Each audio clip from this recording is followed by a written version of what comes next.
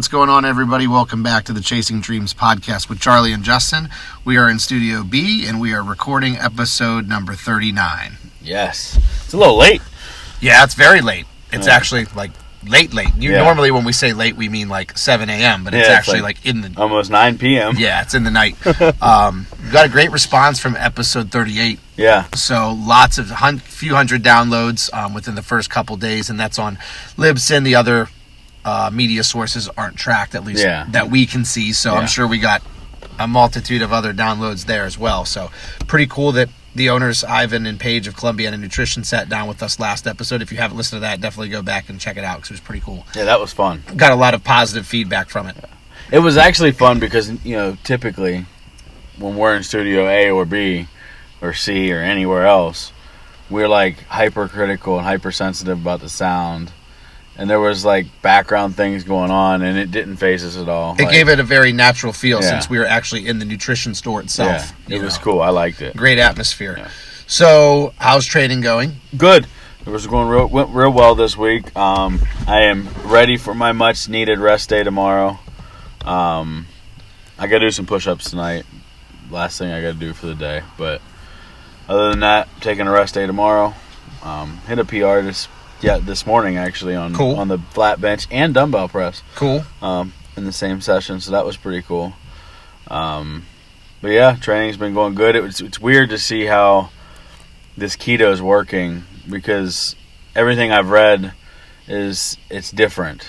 The pump's different, the way your body reacts to the working out and the way, like, the diet versus working out is different than a carb-based fuel. A lot of people have this idea or this preconceived notion that they're going to lose a ton of strength on it. Yeah. But as long as you're not working into a higher rep range that's like dependent on glycogen, you're not really going to lose a lot of strength most of the time. Right. I did notice that though, like the rep range for me, like when I burn things out, I used to be able to, just for example, burning out on close grip bench, we do that a lot, 135 and just get as many times as you can. Mm-hmm. I used to be able to do it 30, 35 times, but now on keto it's like 20, and I'm like, okay, I think I'm done. Yep. So that is the only effect on the workout that's, I guess I could say, negative that I've found. And I'm trying to go really open-minded with this keto experiment too. Like, I'm not telling everybody I love it because I'm doing it.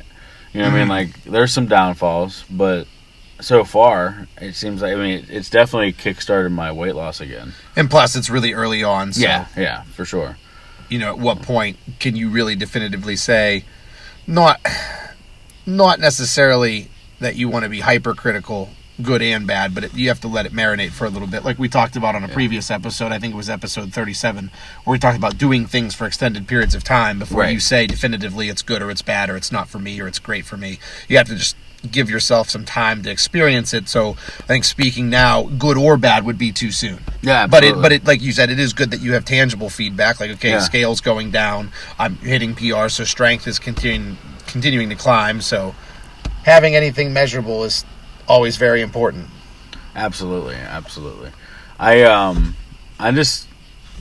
don't know. I think it's super important to whatever you do, like you said in episode 37, where got to give it time. I'm thinking on this thing, we originally said maybe like do it for 3 months and evaluate where we're at and see how it works. And I'm thinking let's roll this thing through the holidays because that's where that's where the adversity comes into play. Yeah. You know what I mean? Like on my diet the first time, I started right after Thanksgiving, so I rolled right into Christmas and New Year's when I very first started this journey, and it was like that was my first speed bump that I seen for myself. Like, because our year to date was the day before Thanksgiving, Thanksgiving Eve. Yeah, absolutely. So it was like I started the journey the day after Thanksgiving the previous year, but how the dates fell, so I was like, I ate like a pig, and then I started a diet. Yep. You know what I mean? So like I had Christmas right around the corner, and I told myself, you're not going to eat cookies. Like, period. No freaking cookies, man. Yep. And I didn't eat no cookies. I did drink one drink of a Diet Coke, and I had to spit it out because I didn't like it. And that's how I knew my body was reacting the way I wanted it to. But so that's why I think this keto thing, I think we should push it through the holidays. Let's get some adversity in the way, get grandma's cookies, pies around, and see if I can, if keto works well enough that I don't even want the stuff like just eating clean did. What I think that people have to understand, whether it's with you or myself or any of our guests or anybody, that like the adherence to a plan and the consistency is something that you're always trying to get better at. Yeah. Like for me, people will ask me, like when I just throwing an ambiguous example out there, like fast food, or somebody sees me eating fast food. They're like, oh, I didn't know you were allowed to eat that. Yeah. And it's like, or do you eat that? And it's like, well, you have to put it into context. Like, do I eat it regularly? No. Do I eat it often? No. I guess that depends on what your working definition of often is. Do I eat it occasionally? Yes. Like, yeah. And then do I have relapses where I go back to a bad habit? Which for me is not necessarily eating bad food. For me, it's more skipping meals where like I'm not hungry, because for me I have to force myself to eat enough calories to grow. So like my bad habit would be like, oh, I'm too tired and it's a holiday, so I'm not necessarily overeating, but I'm just not going to eat anymore for tonight.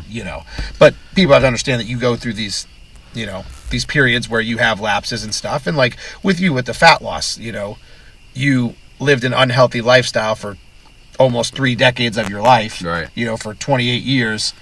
How are you going to fix it in 1 year, 2 years? Right. Like, it's progressive. Yeah, I definitely have to keep telling myself that, because that first year, it was almost unfair to myself that I lost 200 pounds in a year. And I know that sounds, oh, poor Justin, he lost 200 pounds in a year. That's terrible. Well, it gives you a false sense of reality almost. Yeah. Like you think that, not that you have it, like it's an egotistical view, like, of yourself, but like, oh, I lost 200 pounds that first year. Year 2 is going to be very simple. Right. Even people can tell you, because I told you early on, like, hey, it's going to get much, much harder as you go. And you know that, but you still don't really grasp onto that concept until you actually do it. Until you allow yourself to hit the wall. Yeah. You know what I mean? Like, hit that plateau wall where it's like, oh, wait a minute. I am now excited for 8 ounces on that scale. Yeah. Yep. And that's where we're at now. Like, because I can remember when I first started working with you and I did your diet that you wrote for me, because like you told me one time that I was a different case because I was already eating so strict and clean that you actually had to give me a diet right off the bat versus trying to establish minor healthy right nuance or lifestyle habits first. So I took your diet and it was like, I went from losing 3 pounds a week to 8 overnight. Like literally, it felt like overnight. Which someone in your scenario, because that's always the thing that I like talking about, is when you see it on paper, you say, losing 8 pounds a week, like, oh, Justin, that's unhealthy, or you're losing too fast. And, there are circumstances where losing too much weight too fast can be a bad thing. And likewise with gaining it. You can gain weight too fast, and that's a bad thing. However, you can, like, it's almost to the point where at that point in your life, at that juncture, I don't want to hear the argument losing weight too fast is unhealthy, because being 526 pounds is even more unhealthy. Right. So at that point, it's almost like, and plus, you can attest to this, you were eating a lot of food too. Dude, I was eating a stupid amount of food. I mean, obviously, as the weight loss went, and after the first 50, and then after the 100, and then after the 150, then we continue to taper calories down, but you were still eating a good amount of food. Yeah, and then I think, and looking back, the only reason we tapered so much is because I had that stupid goal to get into the 200s in that short time frame. But, that's goal setting, right? Yeah. So. And you got it. Yeah. 299.6 maybe? I'd have 0.4? It was 299 and some change, because the goal was, initially we said, okay, the year to date was the day before Thanksgiving. Yeah. So we have 1 year. Let's see if we can get, at 526, let's see if we can get to under 300. So in the 200s by that year, which ended up being 227 pounds, which you hit on the dot. Yeah, and it was like... And we were pretty stabilized. I think we were pretty stabilized around 308. Yeah, I was stuck at 300. For about a week or two. And then in the final, 2 days, it was like, okay, this isn't indicative of true fat loss. Like, let's sweat out a bunch of water. Yeah. Let's just get down, But regardless, you were still at almost 220, because like you said, you were like 308 or something like that. We were about 8 pounds off of our goal, and we hit the goal, but, To go on the record, too, because I don't like the wrestler diet, where you sweat everything out every week. It just gets replenished with water and hydration anyway. That day, that week, leading up to, I drank a gallon of water or a half a gallon of water the day we hit it. You know what I mean? So it wasn't like I was dehydrated. Yeah. And it was just we were getting rid of all the excess. Or starving yourself. Yeah, we ate. You can flush subcutaneous water pretty easy if you know what you're doing. Yeah, and which then ultimately results in scale weight. Yep. Loss of scale weight. It was fun though. So this week, talking about adversity some. Yeah. We do our thing where we text each other midday or leading up to and talk about what are we going to talk about naturally on very short notice. Yeah, super short notice. And I was thinking about it, and a question that I keep getting asked because I recently integrated this extremely early workout time. Because I start my day so early at 5 o'clock in the morning is when I work. So, and I work a long shift, and it's hard to get fast, work and eat all day, and work out and eat afterwards before I have to go to bed. It's tough. Yeah. So I said, let me try it. I'm going to try it. And everybody said it was crazy because I get up at 2 o'clock in the morning. And then, I start my day at 2, go to the gym, I go for a walk, and then I do my workout. And somebody, it was my mom actually, asked me the other day, and she said, "You're off tomorrow. Why are you getting up at 2 o'clock to go to the gym?" I don't know. Why not? That was my answer. Why not? Because I really enjoy it. But yes, I'm tired. I think you have to be tired to sleep, though. So I feel like when I go to bed at night and I'm tired, that meant I did what I needed to do that day. I used to hate because I used to go to bed and I was not tired. But I didn't realize like the difference from sleeping because of you're tired or sleeping because of exhaustion. Yeah, was different. And now I'm actually like, and I enjoy it. I enjoy exhausting my energy down to none. You go to sleep, rebuild your energy, and do it all over again. Yep. I enjoy it. I mean, with me too, it's like my sleeping patterns are pretty well regulated, where I can almost like borderline narcolepsy. Where I can if the second I go out and lie down, my head hits the pillow, and I can, honest to God, be asleep within probably 15 seconds, roughly. Like I think I am too. It's almost like a superpower at this point, where the second I hit the pillow, I'm out, and I can fall asleep pretty quickly anyway at any time, but especially when it's in the like when it's bedtime, like. And circadian rhythm is pretty well regulated. Like, and there's some nuance that I do, like as far as like blue light exposure, and I have my room set, not to a particular temperature, but I try to get it very cold in my room, pitch black. I have a sleep mask that I use, so like there's a bunch of like nuance that goes into it where I try to make it that way. And then once I kind of integrated that stuff, it's just become, again, habit now where I fall asleep almost instantly, which is an awesome place to be in because I don't toss and turn. I don't have to worry about falling asleep or not falling asleep, and because I used to hate sleep.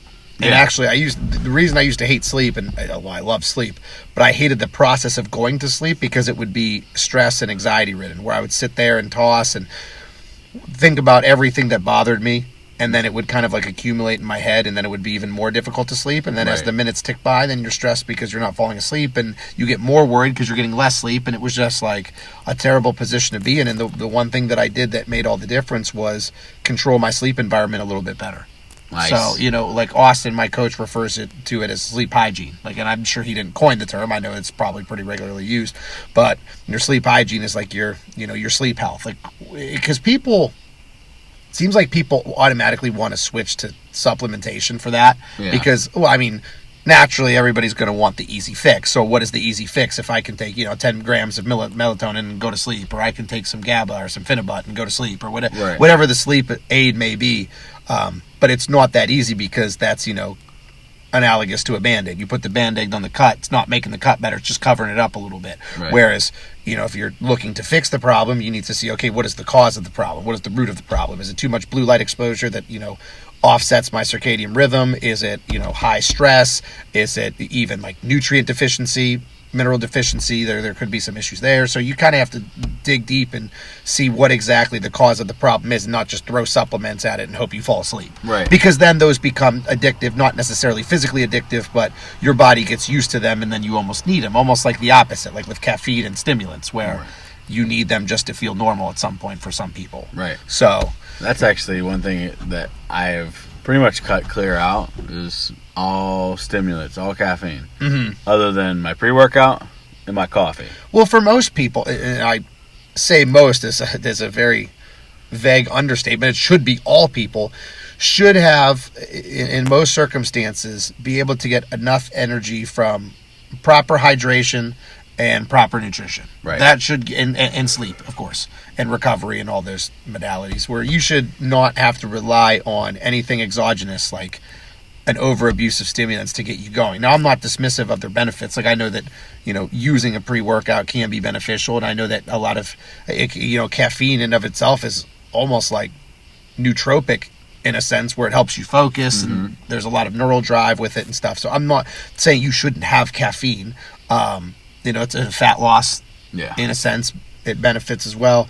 But I just think that you shouldn't have to rely on take a pre-workout supplement, for example, which I, cycle through pre-workout supplementation. But for me, if I'm in the off season, I'm eating more than enough food and drinking more than enough water and getting more than enough sleep that I should never have to feel like, if I ever get to the point where I feel like I have to take a pre-workout just to work out, then there's a very larger systemic issue with either my nutrition or my recovery that needs addressed. Yeah, I should not have to rely on that to get me going.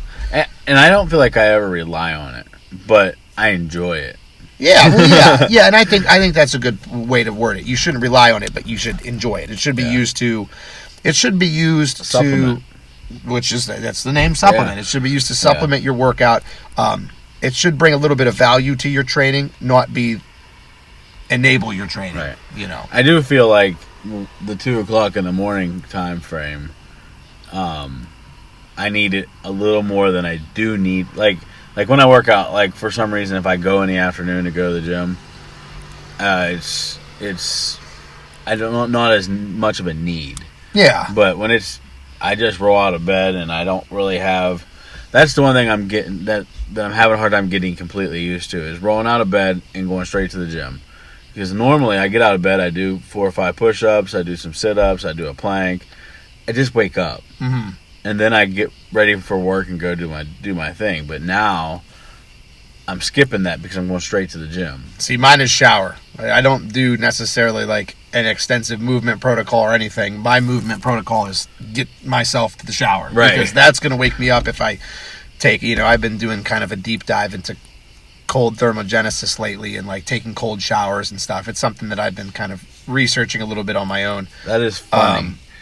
Because I've been wanting to try the Wim Hof breathing and the fire breathing and stuff. And so I've been kind of experimenting here and there with it. But that's my source of wake up. It's not necessarily moving or, taking any type of stimulant or coffee or anything. Mine is just get in the shower and I'm good. Because once I'm up and moving, I'm okay. Right. I be honest, I'm very difficult to get up out of bed. There's usually a sweet spot with me. And I've experienced it a couple times working with Austin where, either transitioning into a diet where I'm starting to pull back calories, where I'm right at that nice little, this is enough but not too much food, or likewise coming out of a diet where I'm adding a little bit of calories back in, but not to the point where I'm stuffing my face and I feel like I'm going to pass out I am sometimes. That is that nice little groove where everything seems to be clicking. Not necessarily ideal for progression, either in fat loss or muscle gain or whatever, just because you feel great. Sometimes, most of the time when you're looking at fat loss or muscle gain, you don't feel great. There's instances where you need to feel crappy one way or the other. But there's those couple week periods where I'll actually get up feeling energized. And other than that, I'm a slow starter, but once I'm going, I'm pretty good for the rest of the day, and energy stays pretty consistent with me. That's something that Austin really harps on, and as any coach should, I do with my clients. So it's very important to just make sure that you're going to have natural dips where it comes up and down, of course, especially midday. but it should not be to the point where like you feel the need to take several naps throughout the day. Right. You know. Yeah, I don't nap like I used to, ever. Like I do nap. Like if it's opportunistic, if there's a time at work where I'm in the truck and there's nothing to do at all, I think it's just kind of tranquil to lay your head back and take a quick nap. Yeah, I would love to. You know, mine's like you. It's predicated on my schedule, which never affords me the opportunity to do it. I don't have time to take a nap. But if I certainly if I did, I would. Yeah, for sure, I'd welcome that with open arms. So I gotta ask: you get up in the morning and you jump in the shower. Is it a cold shower? So I have not gotten to the point yet where I'm able to just jump immediately into the cold shower. So I kind of have this whole process of this waking up that I do, and I know that we're getting off topic here, but I'll go into it a little bit just because most people find it interesting. So this is not all the time, but I would say probably 95% of my days start like this. So there are some rare instances on our weekend if I don't have anything going on, or if I'm not at home, like if I'm visiting family or out of town or whatever. But 95% of the time when I'm at home, this is what I do every morning. Right when I wake up, shower usually occurs pretty soon. I don't eat anything. I know some people like to brush their teeth first thing when they wake up, and for me, I kind of do some oral hygiene. I'll get to that in a minute, but the first thing I do is I got to get towards the shower. So after I wake up, what I do is I actually use, I kind of I made a concoction of my own. I do what's called oil pulling. I don't know if are you familiar with that? So essentially what you do is you use basically an oil base as a mouthwash to help remove bacteria. And I'll be honest, I'm not extremely well versed in all the benefits of it, but they're pretty remarkable from what I've read. I don't have any tangible data to back it up, but I think my teeth are nice, so it must be working, hopefully. Mm-hmm. What I do is I do oil pulling. I have a mixture of coconut oil, extra virgin coconut oil, non-refined or unrefined coconut oil, and I mix that with some essential oil, some peppermint extract, and I have that in just the tub of coconut oil. What I do is I get basically a little, I guess I would say a tablespoon about. I don't actually measure it out with a tablespoon. I just get a clump in my hand. I put it in my mouth, and coconut oil has a very low melting point, so it turns to a liquid pretty easily, even at room temperature sometimes. So I have that in my mouth. It immediately liquefies, and then I swish it around as I'm showering. So the whole shower, generally people recommend 5 to 10 minutes with that, but I usually use it for the entirety of my 20-minute shower because I take a long shower. So I swish that around in my mouth as I'm showering. I have music on to help kind of wake me up and enhance my mood a little bit. So I'm showering, got the oil and the peppermint in the mouth, swishing it around, and I take a normal shower just like anybody else. So I would use some body wash or soap and shampoo. I mean, my hair's really, really short, so generally I don't use shampoo. Sometimes I'll just run soap through it. I'm pretty particular about the types of soaps that I use as well. But regardless, I take in most people's estimation, a normal shower. After I'm done with the shower, let me backtrack a little bit. The shower that I take is usually warm. Like I said, I don't start with a cold shower. I take a warm shower. Reason is number one, I'm not, I guess, that much of a tough guy where I can just jump into the cold shower yet. But also, I like doing the warm shower first because I'll generally do some type of body hair maintenance or manscaping where I'll shave my arms or trim my chest hair or shave my face or whatever. Being a bodybuilder, I obviously keep everything very, very well groomed, so it's nice, especially when you're shaving, to open up the pores and expose it to warm water. So that I do during my normal shower. So normal shower's over. After that, what I do is I reach for the coconut oil, which also again has the peppermint essential oil mixed in with it. And after I'm done, I use that as a body wash, essentially in the shower. So I kind of lotion myself with coconut oil, put it all over in my hair. It's obviously in my mouth as I'm swishing it around still, and I put it all over my whole body, and rinse that off. And I've noticed that putting on coconut oil for skin moisturizing is immensely effective, but it's so much better when you do it in the shower, because then it doesn't really rinse off very well, because obviously fat being non-water soluble, but it won't get on your clothes. Like if I put it on my like body, right, it'll get on my clothes and get greasy and they stain and it's hard to get it out, versus putting it on in the shower and, you know, I'm again kind of rinsing it off, but it doesn't actually come off. So I do that. And then after I'm done with that, then I turn on the cold water for 5 minutes and then I'm out. So you do 5 whole minutes? Yes, but again, it's progressive. Yeah, it's not like I put it right to freezing. You know, I go to pretty cold, and then, you know, probably every 30 seconds or 60 seconds, I'll turn it a little bit cooler. Now, I've not gotten to the point where, like, it's absolutely beyond freezing, because my breathing isn't really up to par with that, but I'm getting pretty good at it. Yeah. So, like I said, the whole, and then I get out and then I, you know, brush my teeth and floss and do all the stuff that regular people would do. But my morning protocol for the shower is pretty, I don't want to say it's pretty extensive and complex, because it's not. I'm just pretty well regulated with it, you know, where it's shower and shave and then coconut oil and then cold water and then I'm out. So, and I always feel really good, especially with the peppermint too, because not only is it refreshing my mouth, but then has that menthol feeling all over the body, almost like you're covered in icy hot too, which helps kind of wake me up. It opens my sinuses, and I usually feel real good after that. So after my morning thing, I'm good to go. But it's the problem is getting from the bed to the shower. So morning workouts for you is probably tough, because that just sounds like a long time frame you got to get ready to get up for. Morning workouts have always been tough. Like I've done them for time periods when I have no option. Yeah. Like there was a period of time, like with coaching football, where I had to do it just out of necessity. Right. But I don't necessarily consider myself a morning person, which is weird because, like, you know, our listeners hear us recording at 5 o'clock in the morning and stuff. But for me, a morning person can do anything in the morning. Yeah. Like I can get up, I can go to work, I can respond to client emails, I can train people, I can record a podcast, you know, I can do an interview. Like I can do lots of stuff in the morning.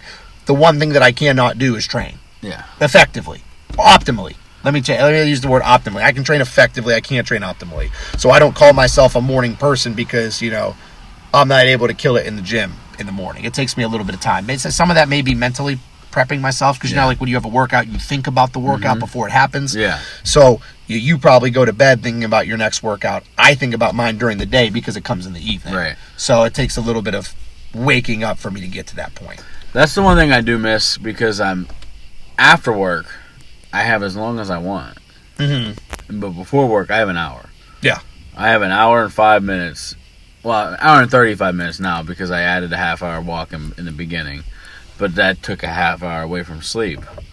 So that's where my adjustments come in right now. Well, there's 2 ways you can look at it. You could say, okay, well, this is so much more difficult working out in the morning because I'm limited. But at the same time, it also keeps you efficient. Right, and that's where I was thinking. That's where I was headed with that, was efficiency is way up, because you know me, I can talk. So we're normally, you know, getting after it, doing this, that, the other thing, and we're chit-chatting and having a good time, because it doesn't matter if it's 2-3 hours. If I'm there, I'm with friends. I'm where I want to be anyway, so It don't matter how long the workout takes. But when it has to be structured, and I'm a stickler for what I put on paper is what I put on. So if I write 6 movements down, we're going to do 6 movements, regardless if it's 30 minutes or if it's an hour and 30 minutes. So, and I know we're all over the place. Yeah. That kind of triggered my thought, too, of something that I posted today. I don't know if you saw it or not. I posted, it was actually not me, it was an IGTV video that was posted by Matt Jansen, who are bodybuilding fans will know who Matt Jansen is. He's a competitive bodybuilder, top amateur, and trains a ton of pros. He's like one of the top prep coaches in the world, very well renowned, co-founder of Revive MD, which is a supplement company. And Matt had posted this video of 3 things that he does to get ready, or for his training, that will ultimately make his gym training a lot better. And it's immediate. Like it's something that you and I can do right now to make our training a million times better. The 3 things that he said were, and I have to remember them, kind of just coming off of a whim here. I didn't expect to talk about this, but it was unique because it fit into what we were saying, and I just reposted it earlier today. The first one was, he said he minimizes distractions. So even little things like organizing his playlist. I did see this. He said like he organizes his music first, because even little things like looking for songs, and that's a distraction. So he gets his music ready to go before he even hits the gym. Second thing, this is the one that falls in line with what you were talking about, was he knows what he's going to do before he gets there. So the workout isn't like, hey, what do you want to do today? Do you want to do this? He knows, like, he has a training system, where whether it's linear periodization or undulating periodization or whatever his type of workout methodologies are, he has this workout regimen that, he knows what day it is. When is it a push, or is it a pull day? Is it a leg day? Is it a bicep day? Is it a high volume day, low volume day? Is it a max effort day? Like, depending on what he follows, he knows exactly what he's going to do that day when he walks in the gym, so he knows how to get it done, which again adds to efficiency. Yeah, that's something I learned from you. Is I don't know how I ever did it before, where I was just willy-nilly here, there, and everywhere. Well, I hate it now, because like there'll be times when I go to train, I'll go train with clients at different gyms that live, out of town, or just friends who say, hey, let's go train here or go there. I don't log anything in my logbook unless it's at the gym that I train at regularly. Right. Because machines are different. They have different leverages, different angles. The weight feels different. Yeah. So I don't want to be pushing for PRs on equipment that I'm not used to, number one, and two, equipment that's not going to be paralleling what I'm doing anyway. Yeah. So when I go places, I just kind of go on a whim, and it's always weird when I work out with these people, because I usually defer to them. I'm like, this is your gym, you tell me what we'll do and I'll do it. But it's always an awkward situation where like, well, you decide, Charlie, you tell us what we're doing. And I'm like, oh, well, I haven't been in this position where I have to like work out, just pick something on the fly. Yeah, just like, okay, let's do this machine, I guess, or let's do this type of press or whatever. One thing is, like, I've noticed working out with, like, random people, like a different person every couple of days, like once in a while, is there's a lot of people that don't follow a training split. No, and there's, that's like everything. You always have to give the disclaimer that there's pros and cons to it. But even if you don't follow a particular training split, like I have to now at this point I have to understand what I'm doing, why I'm doing it, and how I'm going to do it.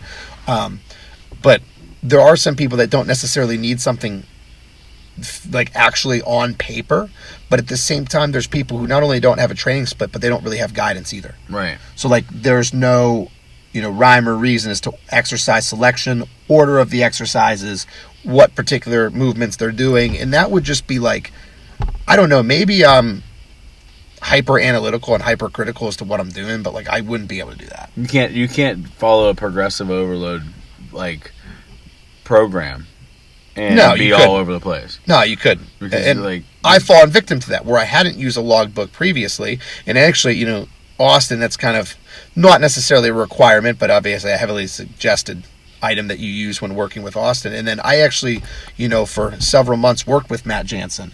And he was somebody who was, very, very, a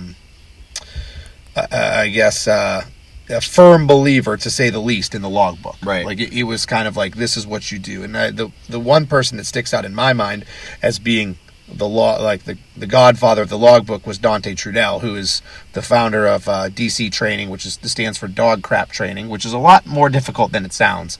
Famous bodybuilding guru, I guess, for lack of a better word. He's not necessarily a prep coach. Knows a lot about health, knows a lot about nutrition, but his forte really is training.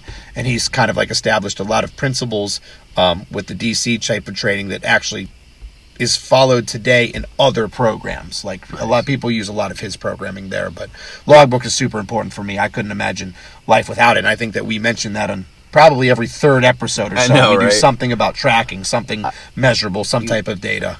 I think anything in the health and fitness world, is you have to track what you're doing, or we're naturally human beings that we stray from the plan. Yeah. So if without tracking it, you don't think about that third, helping that you put on your plate 3 days ago, unless I track what I eat. And think about it, most people bodybuilding specific, they track their calories, they track what foods they're eating, they track all their supplements, they track all these other variables. Why would you not track your training too? Right. And it's not as difficult as it sounds. Because when I first started using a logbook several years ago, I thought that it could be potentially tedious. And my concern was me worrying about writing all these numbers down in my logbook is going to take away from my workout. I don't want to have to keep worrying over the book. Okay, 250 for 6, writing everything in the logbook. I wanted to just stay focused in my workout. And in reality, it actually, ironically, ended up making my workouts more focused because I don't have to think about what I'm going to do or what my next set is or, how did that feel? I know based on my warm-up progressions, based on, the numbers from last week, what I should be getting now, so I don't have to think and just do it. Your progression and your progressive overload is a little bit better than mine because I haven't been doing it long enough, I don't think, to, like you said, exactly what you should get this week. Yeah. If rather it be 405 for another rep, or am I making a jump to 415? Yeah. Is there what one or the other's happening? Yeah. And with me, I'm still at the point where I am often working up to a weight and I don't get it. Because I might make the new guy mistake of overdoing it working up too. And I think there's contextual significance that you have to address there is what is the exercise? So let's say I'm doing squats. Yeah. And I'm going to get up to a top set of 5. So my goal is to get the heaviest amount of weight that I can for 5 quality reps. Yep. So let's say one week I get 365 for 5. Okay. Now, next week, I want to try to get 375. So since I'm only concerned with that top set, I'm not going to let a ton of volume accrue as I'm warming up. Right. So I'm not going to do, 135 for a set of 10, 185 for a set of 10, 225 for a set of 10, because that's wasting energy expenditure. That's energy expenditure. I'm wasting energy away from that top set. So what I'll do is, go through all my mobility and my warming up, and then I'll do, the bar for a set of 10 or 20 just to, feel the movement, get everything neurologically cued in. And then I'll do 135 for a couple, 185 for 1 or 2, 225 for 1 or 2, 275 for 1 or 2, 315 for 1 or 2. So I'm only doing doubles or singles, so I'm getting used to the movement.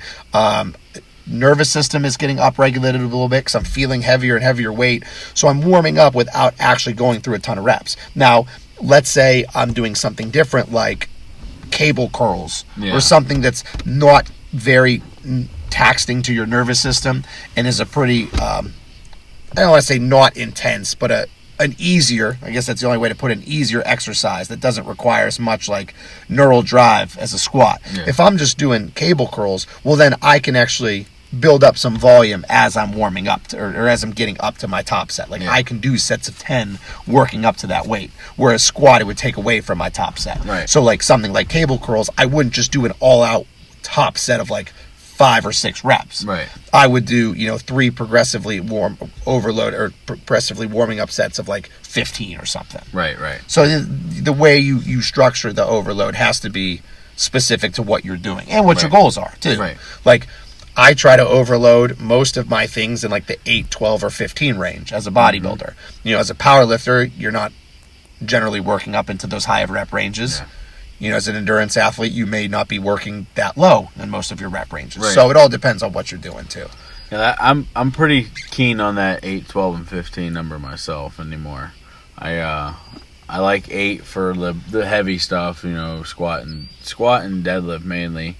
I try to get top sets at 8, but I've been doing 12 and 15 of everything else. Yeah. So I learned all my tricks from you, just training with you. Not even because you did put a training thing together for me, but I've always just kind of did your stuff when it wasn't that hit stuff that we were doing. Well, I think that's pretty much how everybody is to an extent. Anybody I know didn't come up with all of their own stuff. Right.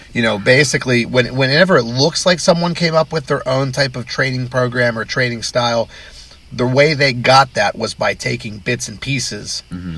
It's you can take a little bit of this color, a little bit of that color, a little bit of that color, and you're going to make a new color. Well, that new color wasn't something you came up with. You just added bits and pieces of other colors to make that one. Right. So you take a little bit of this training program, a little bit of what this person does, a little bit of what this coach had you do, and then you say, this is what I believe in, and this is what worked for me. Right. Yeah, I like that.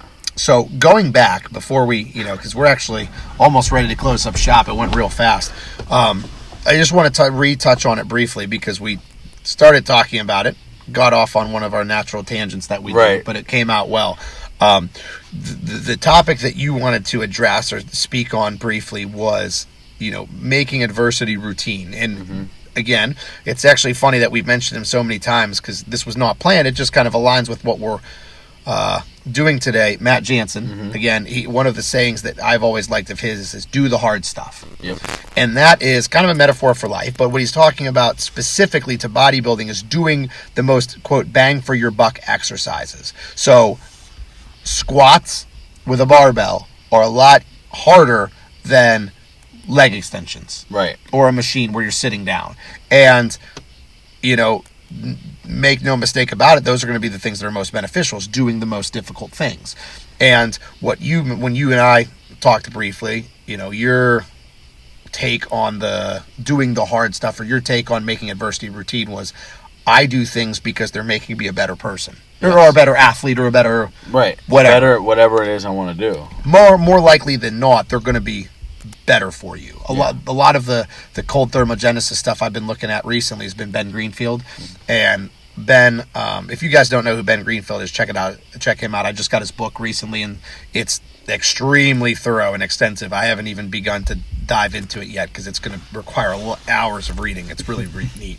But Ben Greenfield basically said the same thing about the cold thermogenesis. He's like, people say, oh, do you ever get used to it? And you get better at it, but it's still uncomfortable, but it needs to be uncomfortable to make you grow. He's like, it's like anything. If you're in the sauna, the benefits from the sauna, you have to get really hot and really uncomfortable to get benefits there. If you're training and exercising, you have to get very uncomfortable and very tired to have benefits there. Likewise with the cold, you have to get very, very cold to get the benefits there. So more times than not, something that's uncomfortable is going to make you better. It's corny and it's very cliche, but it's true. Those things are needed for growth. Absolutely, it's definitely true. I mean, and I didn't know that I liked to do the hard stuff. When I was doing the hard stuff, I go back to when I was training for that triathlon I did this year. I trained all winter long, and my program said to do all my running indoors. Yep. But my brain made me do it outside. Yep. In December and January and February, running on the same road that we're parked next to when it was snowing. Yeah. And raining. And rainy snow. Well, there's the mental benefits of that too. Obviously you reap the physical rewards of doing something difficult, but the Mike Tyson quote that I always like, and I'm paraphrasing here, it's not the exact quote, but Mike Tyson used to do the same thing. He would get up and run at 4 a.m. or some early, ungodly hour, and he got questions all the time like, why do you do that? And he said, I didn't have to get up that early, but I felt like I had mentally an edge because everybody else was sleeping. I'm the only one that's doing this right now. So granted, I may work out at 4 a.m, and someone else is going to do another workout just like mine, but the fact that I'm doing it before them gives you a little bit of a mental edge. Right. Well, that's like Jocko. Jocko always says he gets up at 4:30 every single day. I always see, because if you go to his Instagram, and I'm not nearly as big of a Jocko guy as you are. You follow him a lot more closely and know a lot about his stuff. But the one thing that I know from seeing him enough is that he always posts the black and white photos of the watch when he wakes up, and it's always 4:30, 4:29, 4:31. I mean, it's always right there. 4:30 is his time. Yep. That's that window. You have to wake up and start your day. And doesn't he post those pictures daily? Yeah. Yeah, I thought so. I thought it was every day that he posts them. He posts it every day. He doesn't miss. It's insane. We kind of have an exercise in that as well with us, posting the podcast. Where, knock on wood, we've had an episode released every week, every Saturday. Nonetheless, it's not every week. It is every week, but it's every Saturday. Right. Every Saturday from the past 39 weeks. Yeah. Wow. So it actually, I know that 39 episodes isn't that big of a feat, but it still is really cool to think that we did something that long and that religious. And stuck to it. Like, through a pandemic.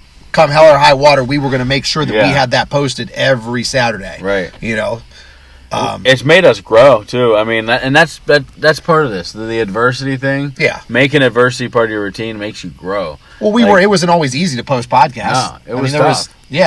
I mean, we had to find different ways, and we had some conflicts with scheduling and timing and guests. And I mean, heck, there was one time where we were ready to record, and you were on a fire call, and we had to do it at 4 a.m. the next morning. I mean, there's plenty of times where things happen. It's not super easy, but it's like, hey, we made a commitment, so we're going to stick to it. And not that I don't want to make an analogy comparing recording a podcast to like something difficult. Like, people are going through real life adversity out there. Like, recording a podcast is not adversity in the sense of like it's something that we've overcome, because I don't want to be silly about that and kind of make it out to be a bigger deal than it is. But it's just our own little unique practice there that we show, like, hey, we can get it done no matter what. Agree. Well, and also, like, I think you should take that much dedication and that much push to everything. Brushing your teeth. If you want to be the best you can possibly be, I want to be the best teeth brusher I could possibly be. Yeah. Mm-hmm. And I do that with everything I do. Like, I decided this year I wanted to have chickens. By God, I'm going to be the best chicken farmer in Calcutta, I promise. Yep. So, you know what I mean? Like, and I say that because there's probably not very many chicken farmers in my town. And I'm not a farmer. I have 20 chickens, whatever. But them chickens, they live in a Taj Mahal. Well, my dad always used to say, and I'm sure my father's not the only one, but he'd always just say, if it's worth doing 100%. Yeah. And if it's not worth giving 100% to, then don't waste your time doing it. Absolutely. And I've kind of lived that way with pretty much everything. I agree. All right, man. So that was a quick 45 minutes, huh? If people haven't noticed this already, what we do is generally, you and I try to stick to about a 45-minute podcast because our voices are annoying and people don't want to put up with us any longer than they probably have to. And when we have guests on, they're much more interesting, have much more positive insights and useful things to provide than you and I rambling about nonsense. Right. So we usually go a little bit longer. We go about an hour and 15, depending on who the guest is or guests are, I should say, because Ivan and Paige was plural last time. Yeah. So we had multiple there. But yeah, man, wrapping up here. So one thing that's, of course, always important to do is we have to do our usual read for Beast Mode Baking. Shout out to Shannon. That's at SKNORR13. Shannon Knorr, who is the CEO and founder of Beast Mode Baking. Beast Mode Baking aims to bring the highest quality, creative, and of course delicious baked goods to your home with nationwide shipping. All orders are for pre-order in order to be packed fresh and ship them out to you ASAP.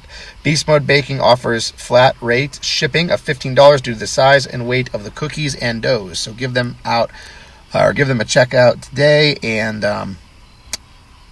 every time you support them, you support us. Yes. So, shout out to Shannon. Hope you're doing well, girl. Them cookies, man.